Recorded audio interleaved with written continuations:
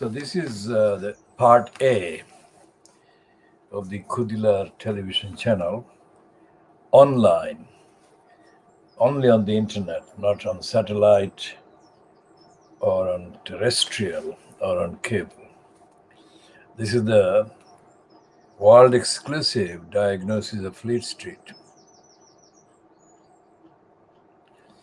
And this one is a very rare kind of confession. It's a dishonest confession because it's a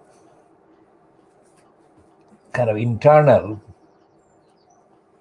tussle that is going on within the Conservatives. And the Daily Mail is even there. It's lying because the word minister is not used within a quotation mark because it should be, as the subheading describes him or the minister as ex-foreign minister, not as a current minister.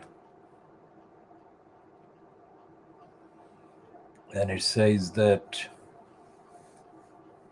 Boris Johnson's cabinet was rocked last night when explosive political memo revealing vicious Tory infighting. The Prime Minister is one of the targets for a series of astonishing personal attacks from Alan Duncan, his deputy, when he was Foreign Secretary. So it's not a minister, it's an ex-minister. That is very important. So very important because anyone who is currently in post as a minister would immediately get the sack if they said this or anything even less direct and less critical of Johnson. And it says Alan Duncan describes Johnson as a buffoon and says they had a blazing row over a press report about diplomats treating him as an international joke. When Mr. Johnson asked, "Why don't they take me seriously?" Alan Duncan replied, look in the, then there is a swear word, mirror, serialized in the Daily Mail. This is page 7.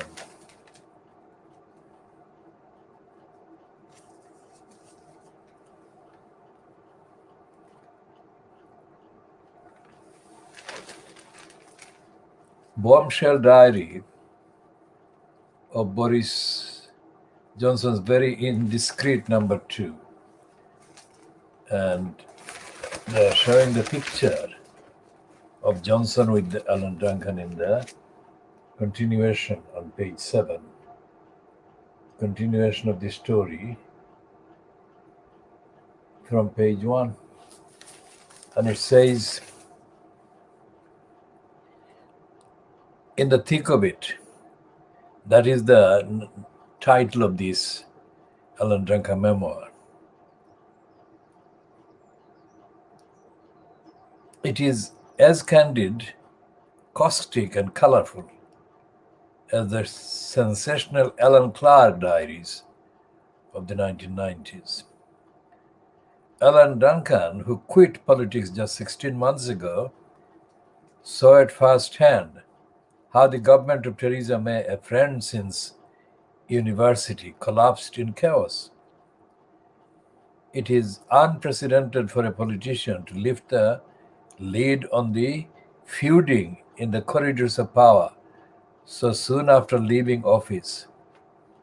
Alan Duncan calls Mr. Johnson disloyal. He is an international stain on our reputation, a selfish, ill-disciplined, shambolic, shameless clot. And Priti Patel, a nothing person, a complete and utter nightmare, and Wicked Witch of Widham. And Alan Duncan says, Theresa May, a frightened rabbit, a cardboard cutout. Her social skills are sub-zero. And Michael Gove, an unctuous freak, a wacky weirdo. And David Cameron, too glib and made too many appointments from close associates. Philip Hammond spoke like trampler over anyone else's sensitivities, no feeling for the poor. Ex-Tory chairman Eric Pickles, and he's got a nickname apparently on this one. We are seeing this for the first time. Eric Pickles is called FLP, Fat Lump Pickles. Might get into an airline economy seat. He'd never get out. Labour's Emily Thornberry, graceless frump. Former Defence Minister Tobias Ellwood, childish tweet. And Dowager Duchess of Rutland, haughty old boot. So many biographies gloss over the personal and political tensions in the corridors of power and have little impact as a result. But Alan Duncan's memoirs are in the style of great political diaries like those by Clark or Chips Channon that captured the spirit of the age. The look in the effing mirror row occurred when Johnson accused Alan Duncan of being behind the press report that he was seen as an international joke. He, that is, Boris Johnson, was seen as an international joke. So Alan Duncan says Boris Johnson flew into a rage after summoning him to his office for a dressing down. So Alan Duncan says, we had a stand-up confrontation. He had completely popped, says Alan Duncan, who denied being the source of the story. He went on the attack and told Johnson to admit the article was true, that he was a joke. Alan Duncan claims Business Secretary Kwasi Kwarteng agreed with him. Kwarteng says, Boris doesn't appreciate that diplomacy is not about nice conversations with your friends. It's about engaging with those who are awkward. Kwarteng castigates Johnson for his blatant self-serving ambition and says he knew none of the details on Brexit. Boris Johnson had a self-deluding, mock romantic passion. He's a clown, an embarrassing buffoon, an international stain on our reputation. Ill-disciplined, shambolic, shameless clot, an egotistical showman. Sir Alan, who was MP for Rutland and Melton from 1992 until the last election, and served on the Conservative front bench over a period of 18 years, criticizes Home Secretary Priti Patel's dolled-up appearance on television and says she is a nothing person. He refers to a claim that political analyst, the late Sir Anthony King of Essex University, had called an unnamed politician who studied there as having been abysmal beyond measure as a student. The press named ex-Speaker John Barker, but it was in fact Priti Patel, claims Alan Duncan, who adds, the wicked witch of Widham scores again. John Barker and Miss Patel, MP for Widham in Essex, both studied politics at the university. Sir Alan says she was not popular among officials when she was International Development Secretary. They hate Priti mainly because she seems to hate all of them. She is a complete and utter nightmare. While publicly supporting Theresa May, Boris Johnson privately despised her and was only right behind her so as to push her off a cliff, writes Alan Duncan. Mrs. May does not escape criticism. She was wooden, a frightened rabbit, cardboard cutout. You never know what's churning away beneath her undemonstrative demeanor. Her social skills are sub-zero.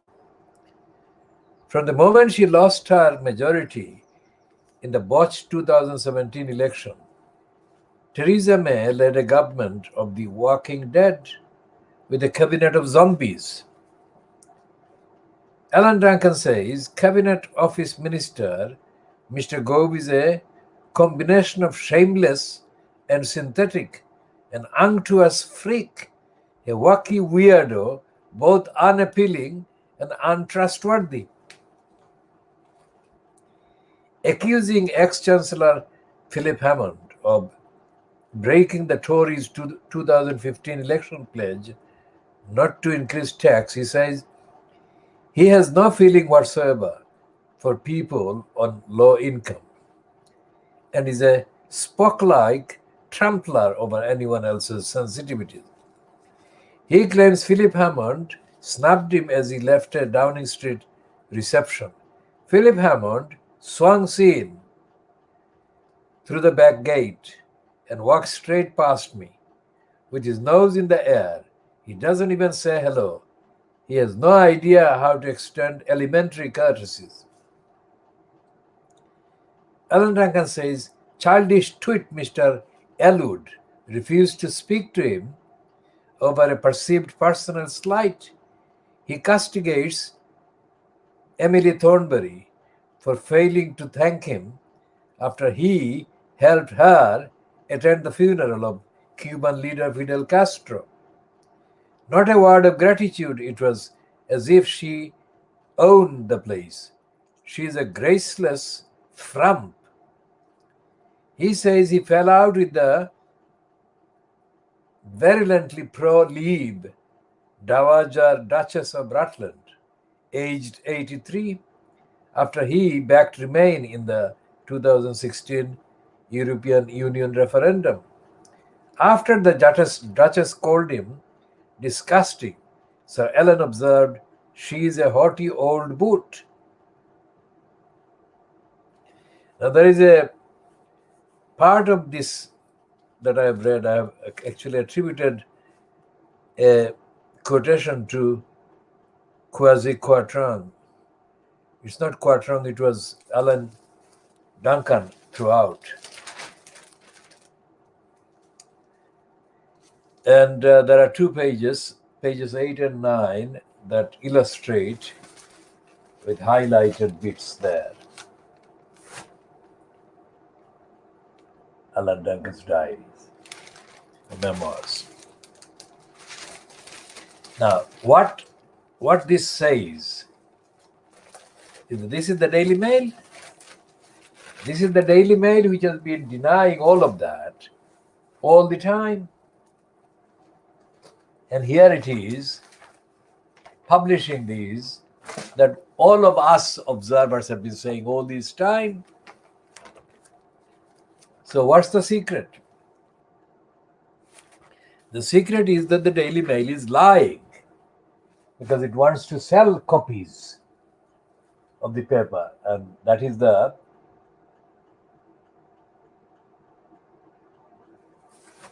simplest answer, part A. Part B is that despite all of that, Alan Duncan's quotations, as I've read out, are not about the policies, except a small bit about Philip Hammond having no respect or recognition of the poor people.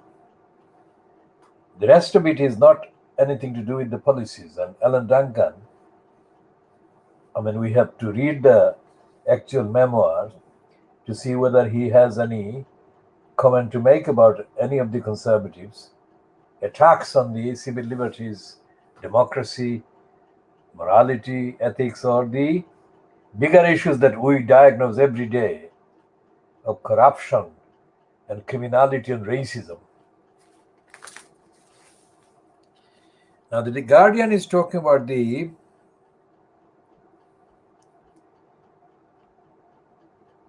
continuing diagnosis by some of the black people, that is African origin people, of the Tory Sewer and Munira Mirza racist report.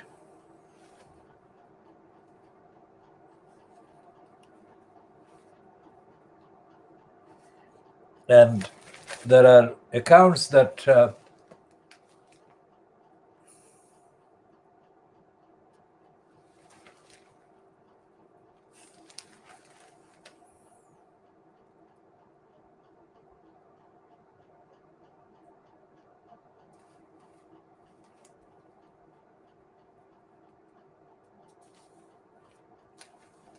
there is a piece about the 7 UK people have died linked to blood clots after AstraZeneca jab. So the vaccine is not as safe as they have been saying. And quite apart from the fact that the vaccine is not safe, the vaccine was always going to be a threat to safety.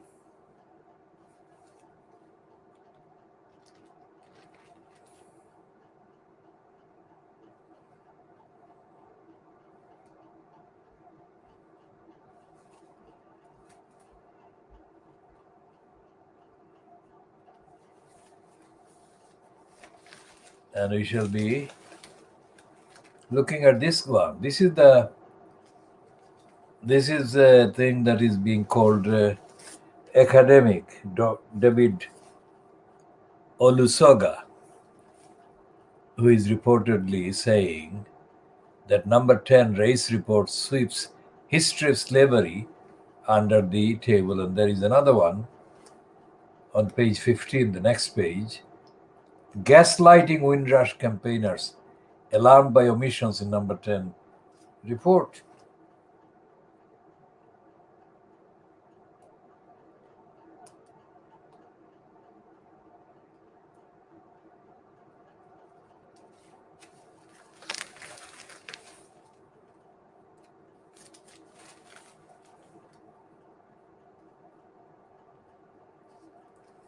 And on page 17 of The Guardian, David Blunkett is saying that the bill for increasing power for the police would create a toxic legacy for Johnson.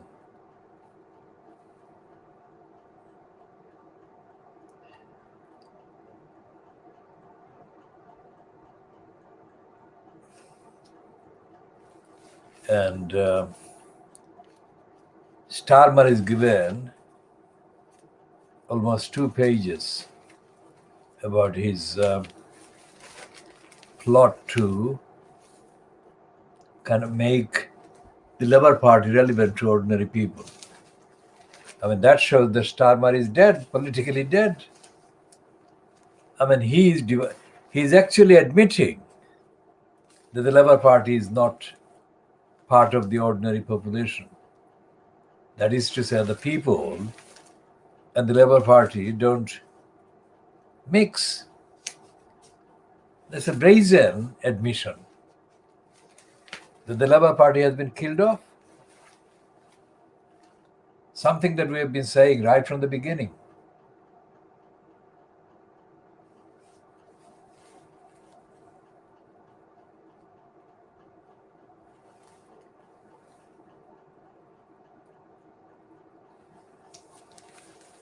And the Guardian's editorial about Starmer is headed, Keir Starmer needs to paint a picture of Britain under Labour.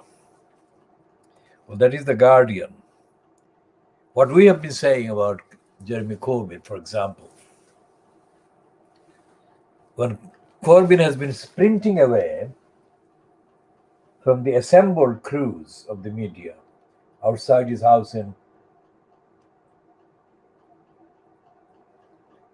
Islington for 45 years. That showed that Corbyn was absolutely clueless, both in terms of policy and in terms of the actual engagement of the evidence with the platforms that were demonizing him. And he failed, of course, to spell out anything to do with the Labour Party in supposed power, when and if it ever got to power. And the realities of the vilification and demonization of Corbyn by the mainstream media in Britain and their sources and their colluders and others that had the same wanton purpose to sink the Labour Party, that was left unrecognized and unaddressed by both Corbyn himself personally and also by those who were supposedly members of his so-called fan club.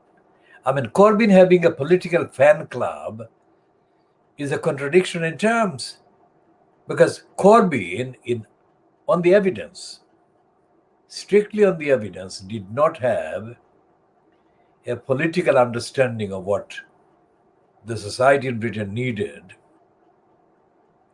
let alone what he could actually do to deliver what society needed.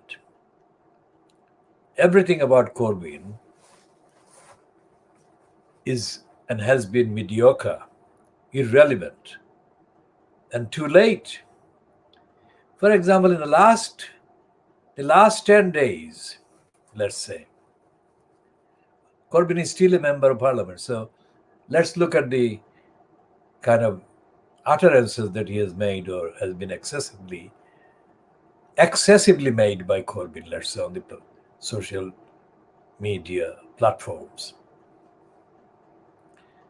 There has been the Batley Grammar School protest about the teacher creating a controversy by attacking the Muslims. I mean, that was not necessary.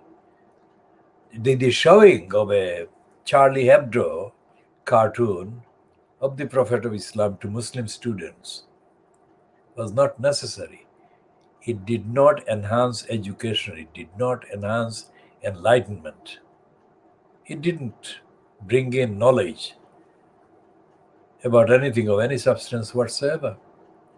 So why would something so obscure as an already condemned cartoon to be actually shown as part of the learning? Learning what? Now that was bad enough. And that should have been condemned by Corbyn. As if that was not obvious enough as a subject for Corbyn to condemn, or behavior for Corbyn to condemn, the Times has front page. Times of the Telegraph, I think, the Boris Graph. Boris Graph gave the front page to Gavin Williamson, the Michael Crawford-looking occupant in the bogus post of Secretary of State in the name of education, condemning the parents for exercising the right to protest. And then it was followed by others, a whole number of others in Johnson's cabinet, condemning the parents for protesting. The parents or the protesters didn't do anything illegal, unlawful. They expressed an opinion and a demand, which they are absolutely lawfully entitled to do. Then the chief kind of clergyman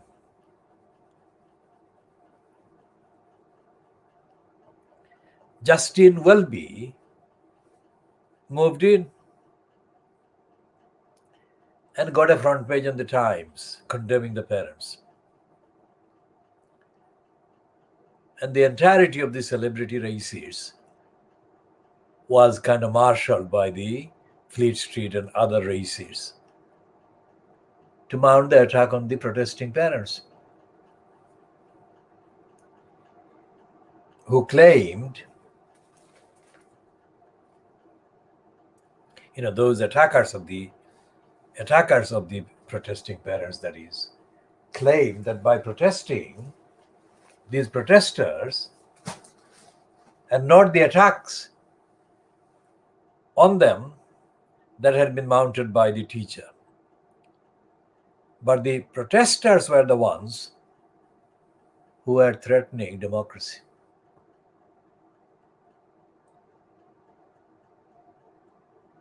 I mean, all kinds of brothels and madams and prostitutes were added to the platform to give wise opinion, expert opinion, as to why the parents protesting were the wrong ones. And none of these had a word about the increase in the powers of the police bill, which would make protests by everyone 1,000 times more difficult than they are already. Today, Saturday, is going to see demonstrations in Bristol again against that particular bill. And that is the bigger threat to freedom and democracy. And all the attackers of the Batley parents and Batley guardians forgot about all of that. So it's not just disjointed, stupid, ignorant. It is completely insane that the racists have lost their basic sense and they're attacking the parents for protesting, while the real threat is being carried out by Johnson, taking away the right to protest from most people in Britain. And they're ignoring that. And Keir Starmer is dead, completely dead. Starmer has not issued a statement on any aspect of the law about the bill, etc., etc. And it has been left, as I have said, it has been left to David Blunkett to say that the authoritarian powers being given to police against protests will be a stain in the legacy of Boris Johnson.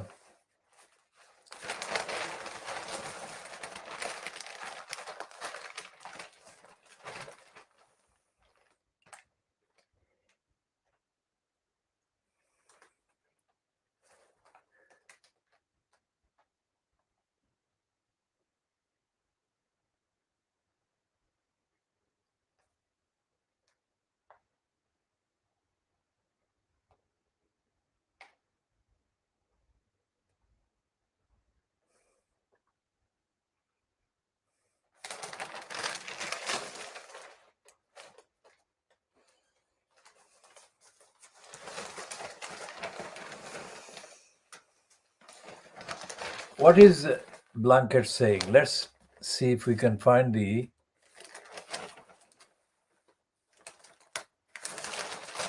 comment by Blunkett. Now, Blunkett was in post as Home Secretary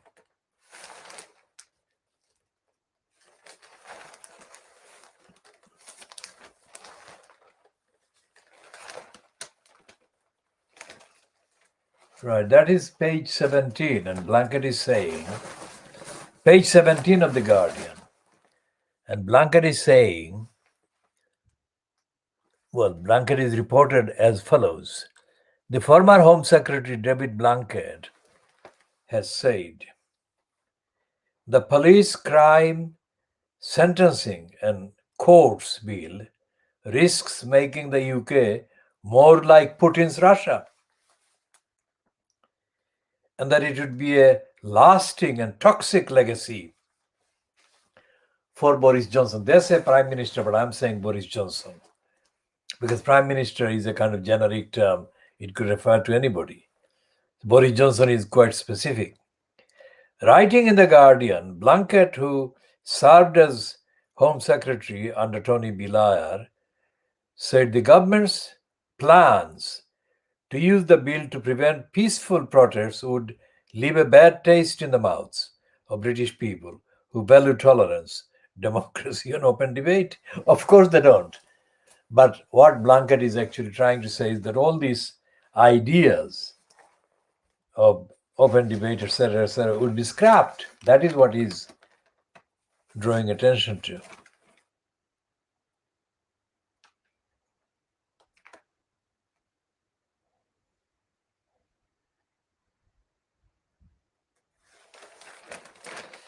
And the dictatorial policies of this moron, Keir Starmer, are being evident in the fact that he has killed off the Labour Party, and an unnamed shadow minister tells The Guardian, "My wings are properly clipped. We could be out there really defending Keir, but we aren't given the leeway." Now that is complete confession of death. Why would you want to be out there defending Keir?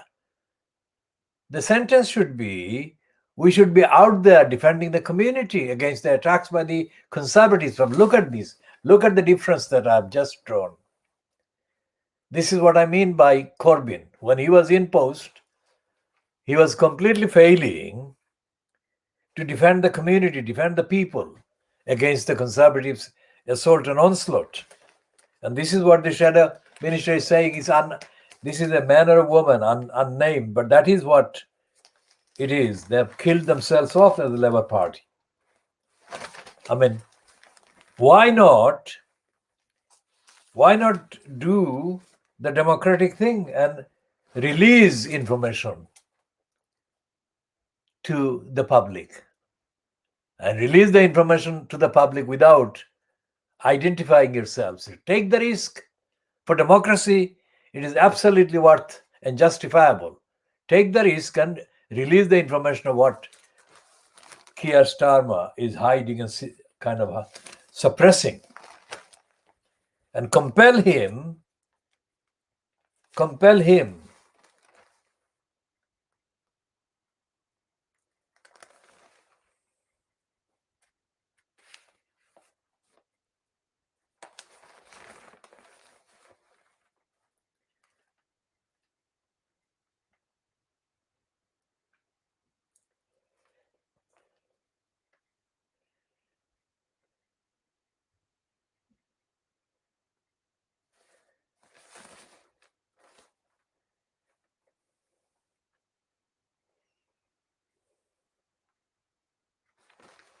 and there is a piece on the Metropolitan Police, who shot dead a black man of mixed race, is being employed to train others on how to handle guns.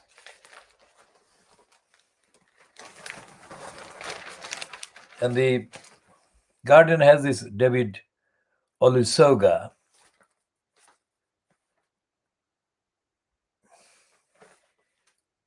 in the journal in the Guardian, says the patronizing Sewell report is historically illiterate. Since its publication, the report by the Commission on Race and Ethnic Disparities has been denounced as divorced from reality by public health experts, and Dame Doreen Lawrence has warned that it risks pushing the fight against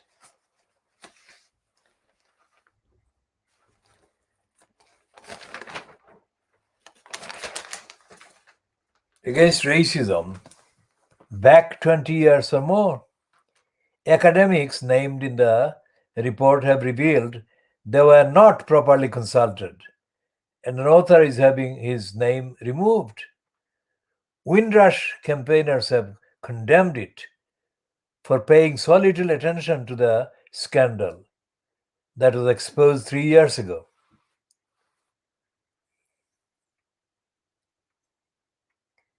And just about every leading writer and commentator on race and racism in the UK has criticized the report's findings and challenged its methodology. Well, we have been condemning all of them for far longer than any of them.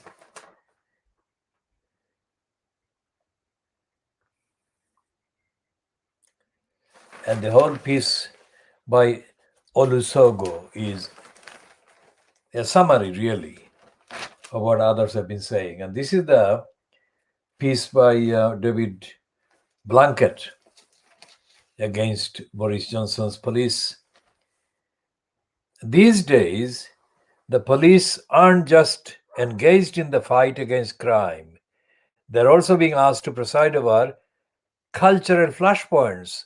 At various points, police relationships with different sections of the public have been severely tested, whether over COVID 19 restrictions, rows about statues, or demonstrations around the tragic death of Sarah Everard.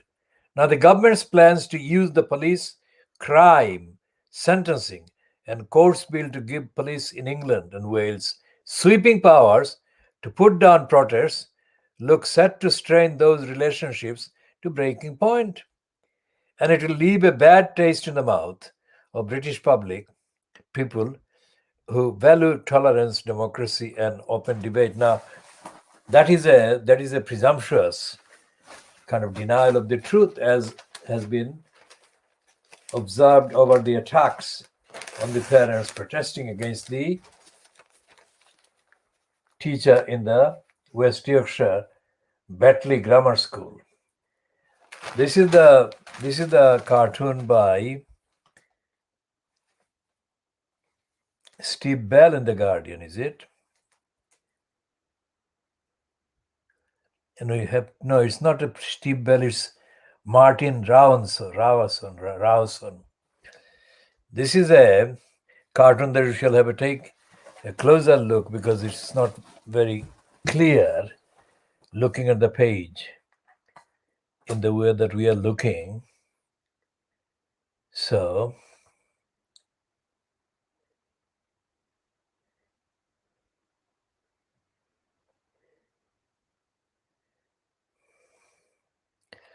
let's see what the Martin, is it Robinson or Rawson cartoon is saying. It's a loaded message. It's a loaded message by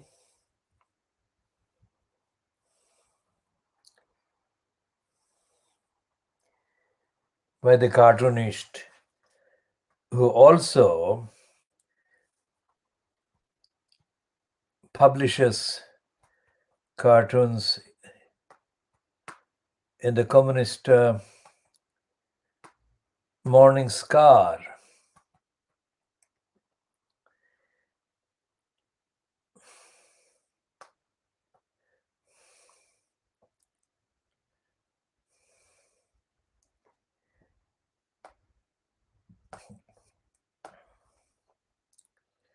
So what this cartoon is saying, let's try and enlarge the thing.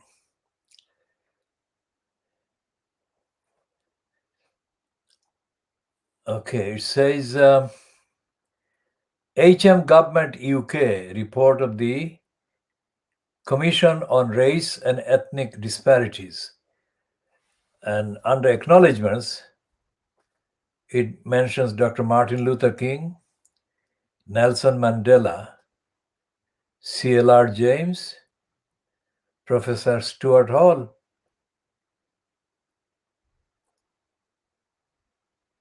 And it says, add some more overleaf.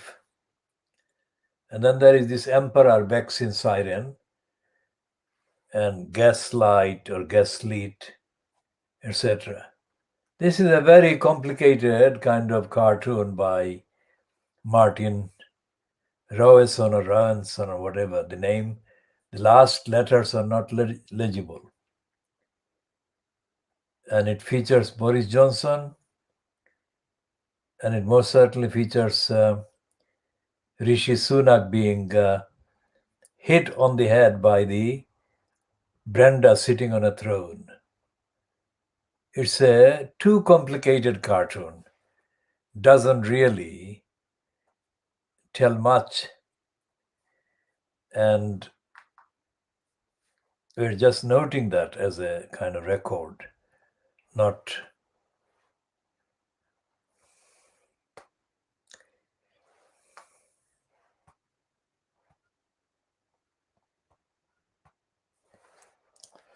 This is the piece by, what's his name? This is the piece by David Blunkett. Let's say something about Blunkett. In our commentary, what we are saying is that Blunkett was Home Secretary under Tony Blair. And when Blunkett was in post as Home Secretary, he was also later in post as the Secretary of State at the Deprivation, Want and Poverty Creation, in other words, DWP. Blunkett did not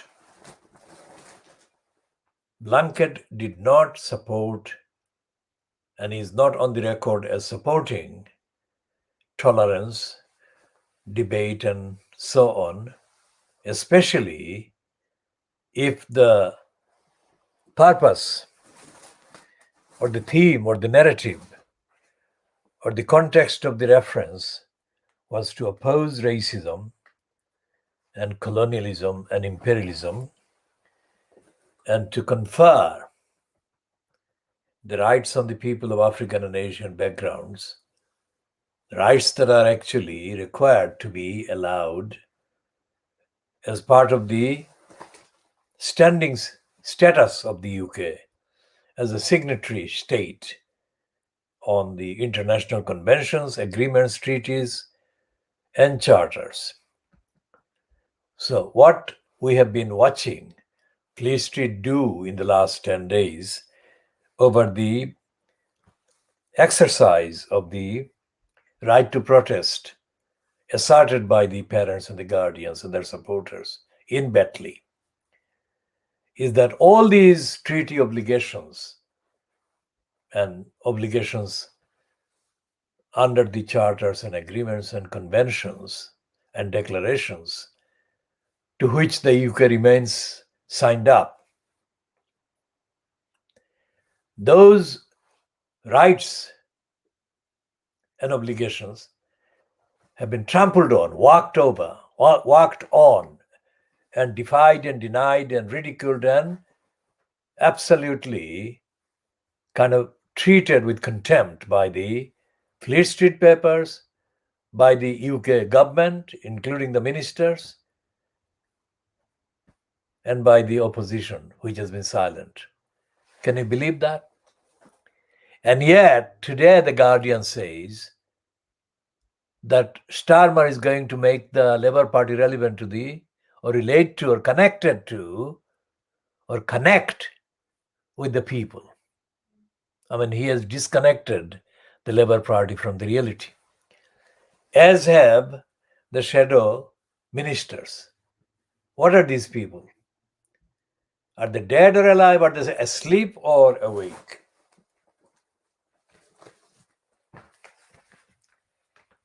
And the scum today, this is the scum, is talking about a personal story about somebody, talking about the COVID-19 and its impact on the family. We shall come to that in a minute.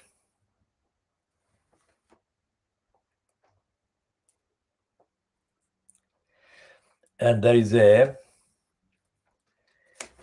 an admission by the scum that Boris Johnson has made a bizarre warning, given a bizarre warning. That's what they're saying, calling it bizarre warning. So even the Daily Mail is saying that Alan Duncan is calling him a buffoon. And the scum is admitting on page 2 that Boris Johnson has given a bizarre warning about the COVID-19 and the effectiveness of the vaccine and so on. Now, this is the page 1 story. COVID has ripped my family apart now. This is they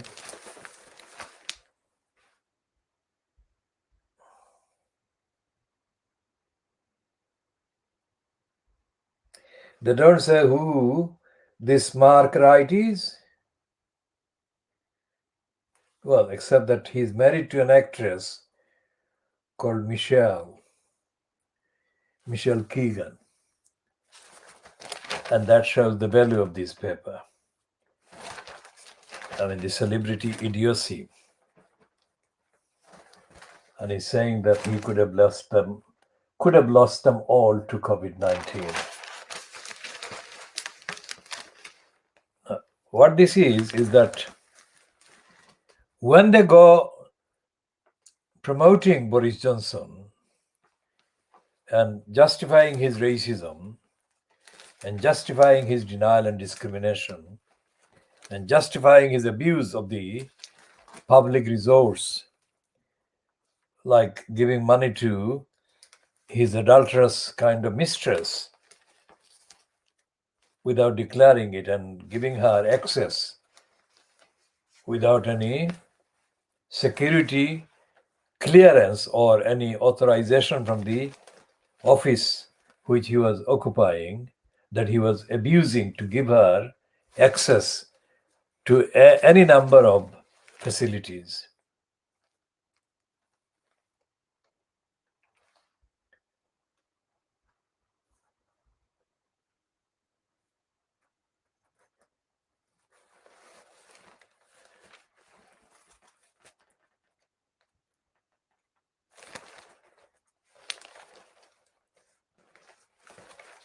So this is the kind of brainwasher. The scum is a brainwashing kind of medium. Brainwashing the gullibles to death, to mental death, to intellectual death, that is.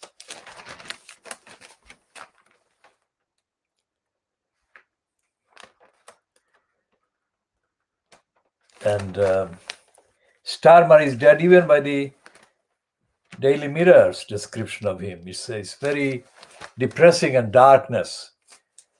I mean, when darkness is being the ambition for Boris Johnson, any reasonable person, any thinking person would see that as justifiable ground for analyzing Boris Johnson's behavior and betrayal and failure, illegality and corruption and racism.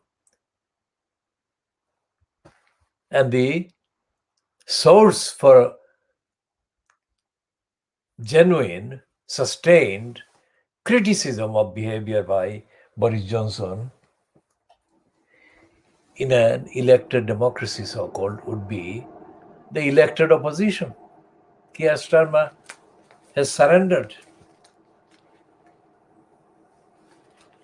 And this is something that is all over the place. This evidence of silence by Starmer.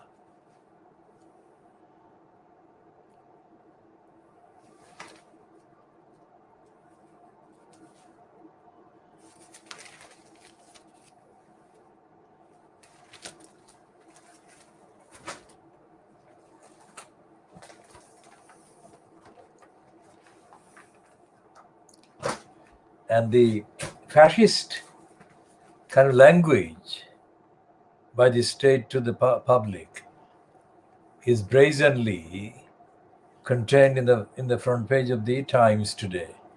It says, stupidly, "We will stop you getting sick." I mean, what secret? What brazen stupid secret is the NHS chief is dangling in front of the 100% who he thinks he must think are completely gullible?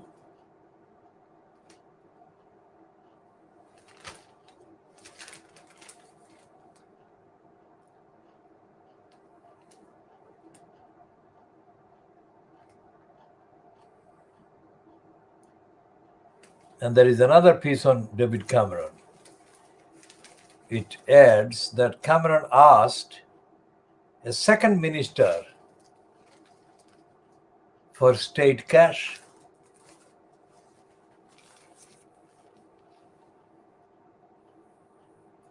Now compare these amounts of money that Cameron has been involved in stealing from the state and public. That money would meet all the bills of the poor people whose basic benefit has been robbed from them, causing hundreds of them to commit suicide. Think about that. And this coverage, this kind of reporting by the Times does not make any connection with the deaths of the poorest and the most vulnerable, who are forced to or pushed to commit suicide by the Conservative, by Cameron, who was in power as Prime Minister.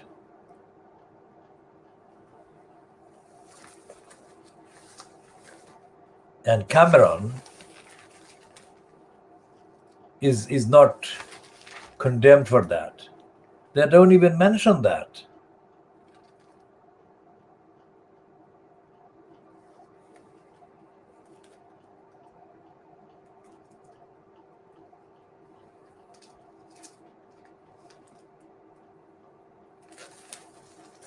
And here is a piece in the Times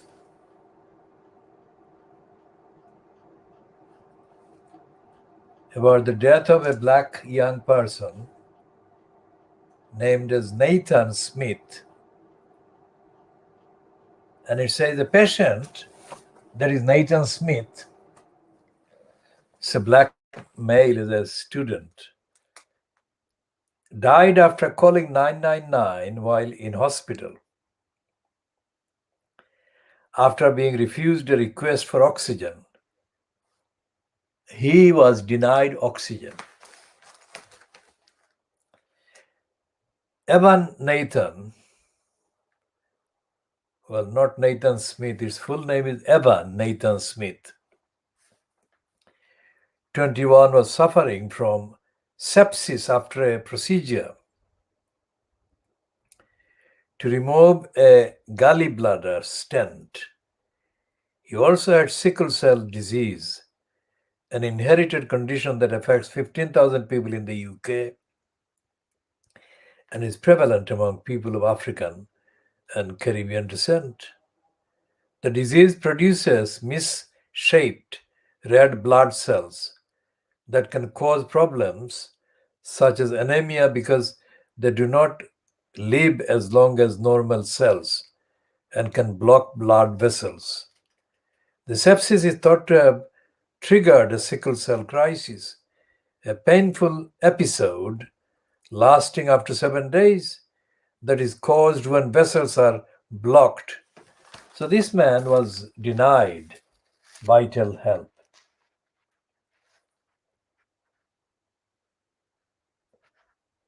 So do you call it racist murder, racist negligence? You can call anything else, but that is.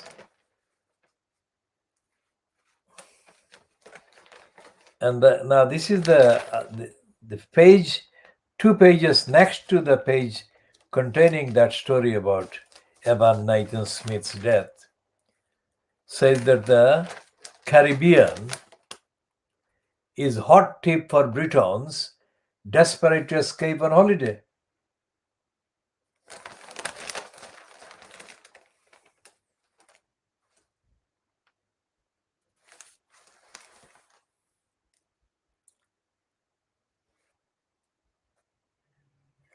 And there are 2 pages of promotion against the parents in Batley, pages 12 and 13 of the Times, which announces the appointment by Boris Johnson of the latest Pakistani origin Coconut as his advisor on ethnicity, Sarah Khan.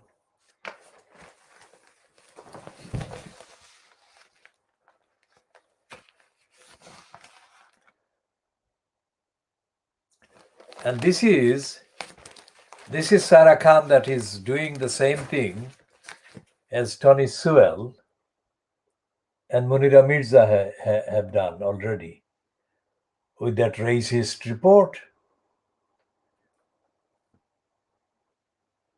And she's pictured in that complacent smile of achievement because she has been recruited by the arch anti-Muslim racist to peddle his anti-Muslim lies while she is a Muslim woman. That is it. That's what she is doing. And she's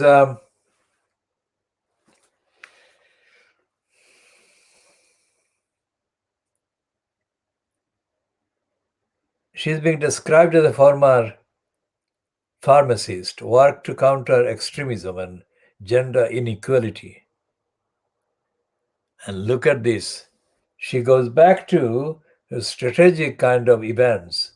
After the London bombing of 2005, she became a Home Office advisor. And in 2018 was made the government's Commissioner for Countering Extremism. She believes it is vital that schools address difficult moral dilemmas and have conversations about sexuality, gender, and relationships.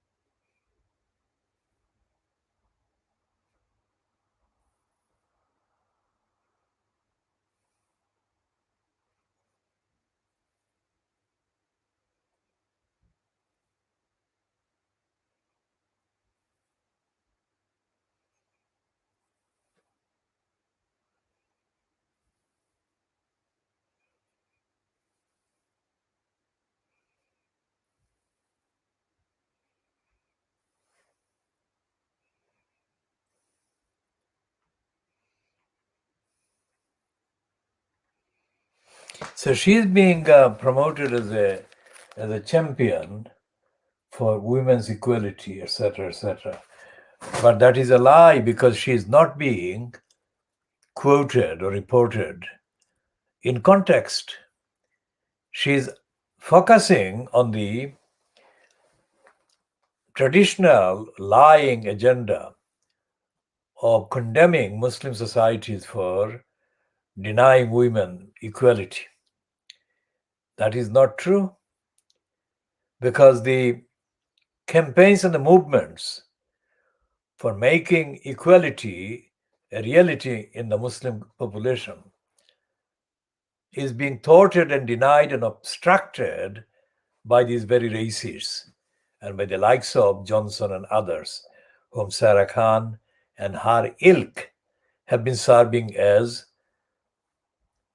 stooges for racism and anti-Muslim hatred.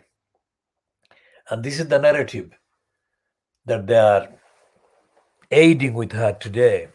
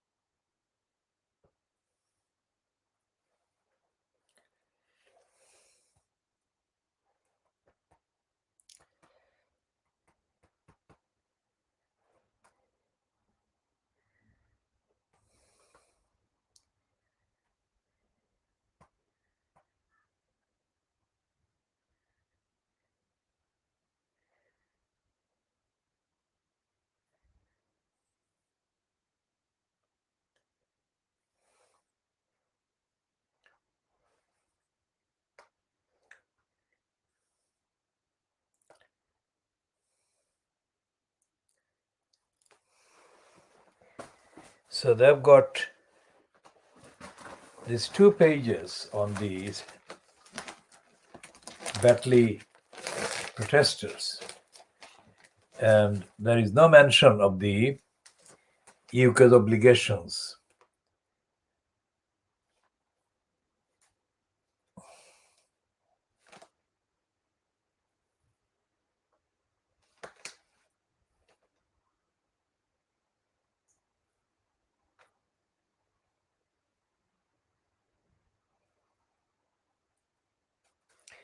And it has actually found some Muslims in other centers, of so-called Muslim centers, who are against the Muslim protesters as well. How can that be? Because the claim is that the Batley Grammar School removed or suspended the teacher, and then it emerged yesterday that suspended 2 other teachers. And this particular person being quoted here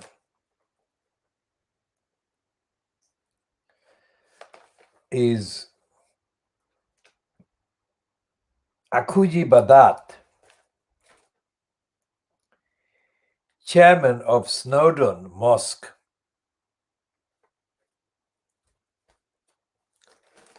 Is being quoted. I mean, we have to look at the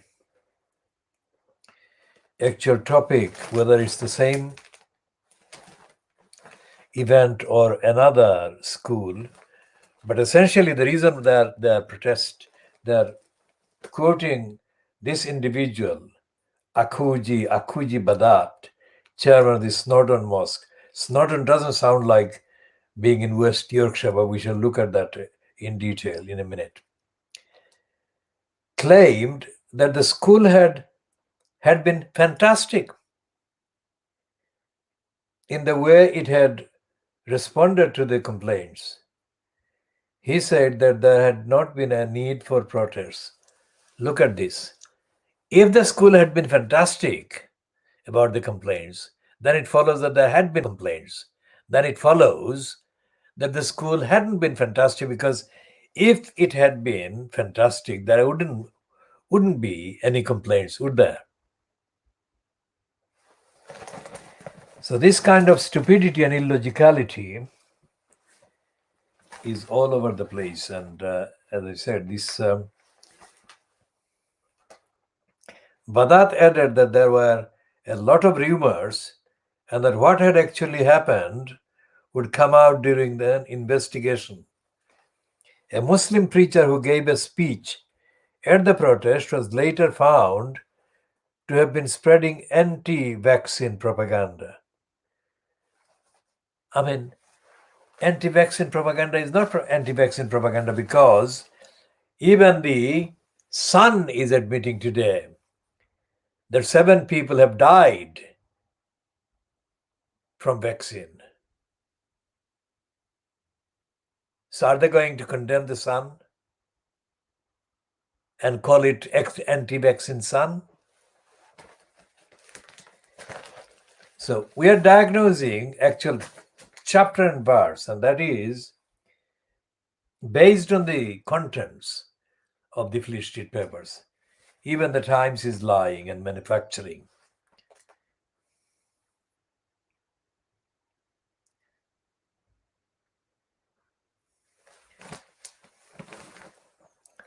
And this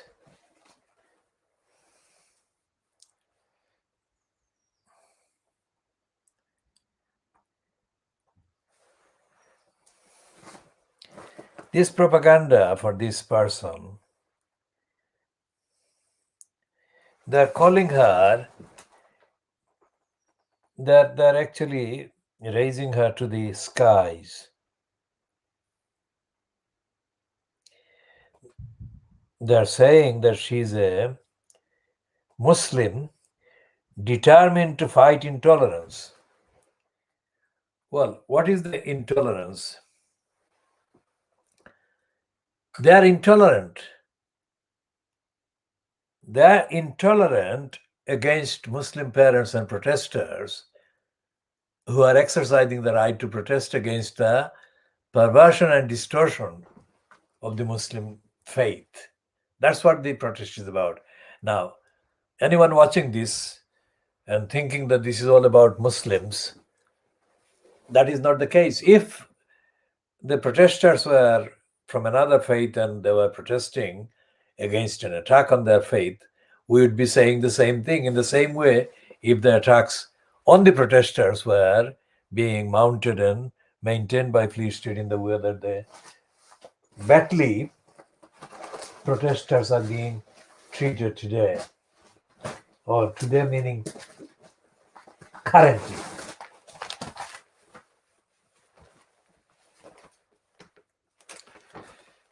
And here is the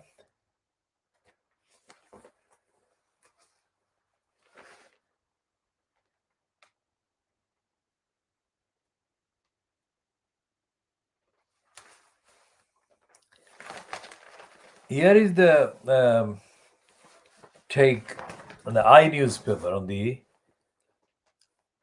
Tony Sewer and Munira Mirza racist report.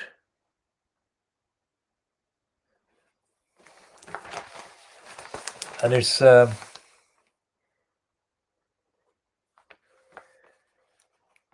piece that is headlined Race Commission in Denial on Existence of Discrimination. Well, that's putting it very, very politely, sort of modestly, mildly, let's say. The report of the government's commission, etc., is in denial about systematic and institutional racism in the UK. A leading charity has said, pointing to the lack of black executives in the FTSE 100 companies as further evidence of this. Now, this man is called Jeremy Crook, the chief executive of the Black Training and Enterprise Group. And then he says, I think if you start from the wrong premise, and that is not accepting that there is any systematic and institutional racism, you are going to have the wrong analysis and the wrong solutions. And I think that's what the commission has fallen into.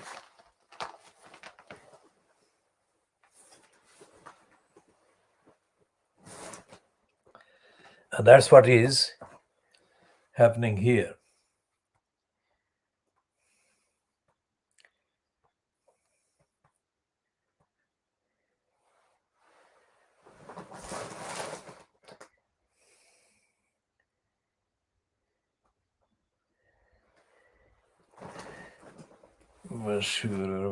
Fucking, where the fuck?